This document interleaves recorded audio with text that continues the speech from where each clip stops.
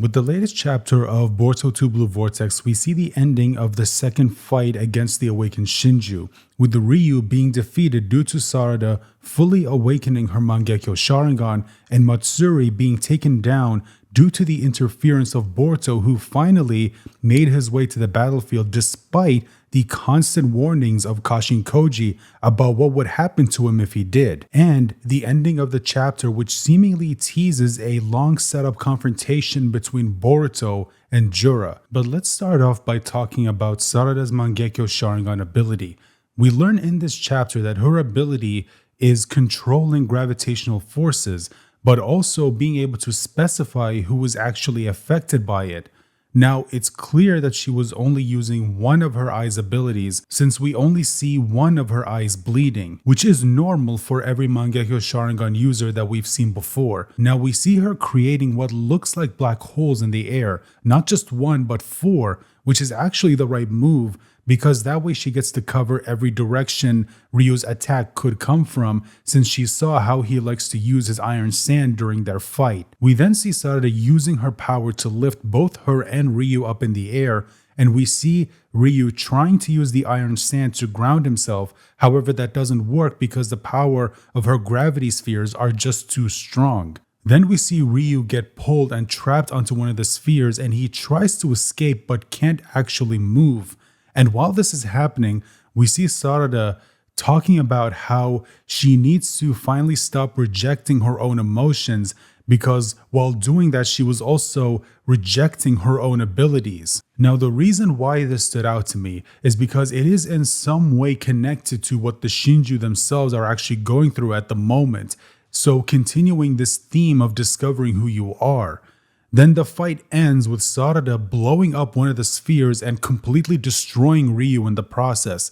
However, using this technique does lead to Sarada exhausting her chakra reserves and passing out, which makes sense because Mangekyo Sharingan abilities do tend to use up a lot of chakra, which is why you have to use them sparingly in every fight. Of course, this then leads to the thorn ball being formed in front of them.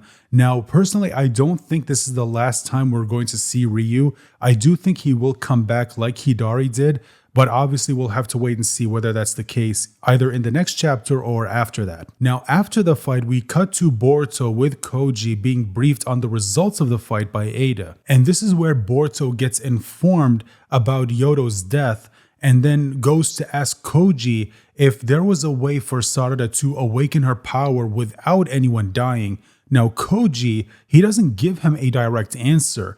Instead, he just tells him that if he interfered, then Sarada wouldn't have awakened her Mangekyo Sharingan, which according to him is going to be crucial in the future, basically echoing what Sasuke told Boruto near the beginning of this chapter. Now, this is where Boruto is also starting to realize that Koji doesn't hold the same values as him. Boruto wants to save everyone and defeat their enemy. Koji, on the other hand, doesn't think it's possible to save everyone. And if sacrificing some people to achieve their goal is necessary, that is what he's going to do. Boruto then asks if Konohamaru is going to survive against Matsuri, and Koji again just reminds him that he can't go because if he does, then Jura will kill him. Boruto, however, ignores him and does go to the battlefield and saves Konohamaru before he gets killed by Matsuri. Now, Jura, of course, notices, just like Kashin Koji said, and looks like he'll be going to confront Boruto in the next chapter. Now, while overall the chapter on its own is fine, it did pay off a lot of things that were set up in previous chapters, the biggest one being Sarada's Mangekyo Sharingan awakening and her demonstrating what her abilities actually are. The metal pin that we saw Mitsuki pick up in a previous chapter was used in this chapter by Boruto to save Konohamaru. So the writing overall is fine. However, if I'm being honest, I was personally not a fan of this chapter. Mainly because, again, the story had a chance to instill in us the threat of the awakened Shinju, and once again they had them lose.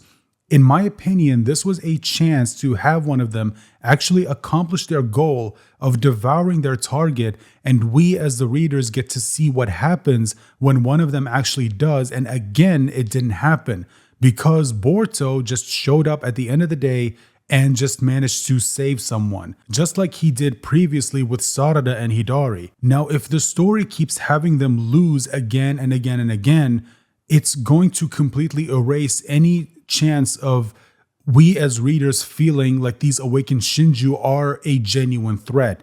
It's going to get to a point where they are going to be seen as a joke, just like Code.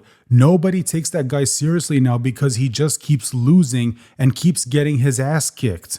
The only one who is kind of threatening is Jura, and even with him, we haven't really seen much to actually establish his threat level. And no, it's not enough for the story to just say he's threatening, like they've done with all of them. It has to actually show us, have them actually winning fights instead of constantly losing. Jura and Ryu being able to take out Code like he's nothing isn't actually enough. Because like I said, nobody actually takes him seriously. That doesn't really do anything. And they also need to stop having Boruto just show up at the last minute and saving the day, because it's starting to honestly get a little predictable. All of this is contributing to what is, in my opinion, the story's biggest problem currently, which is that there are no actual stakes. At no point do I actually believe that any of these characters are in any actual danger. I never once believed that characters like Boruto, Sarada, Mitsuki, Konohamaru, or any character that's actually important is in any danger of dying.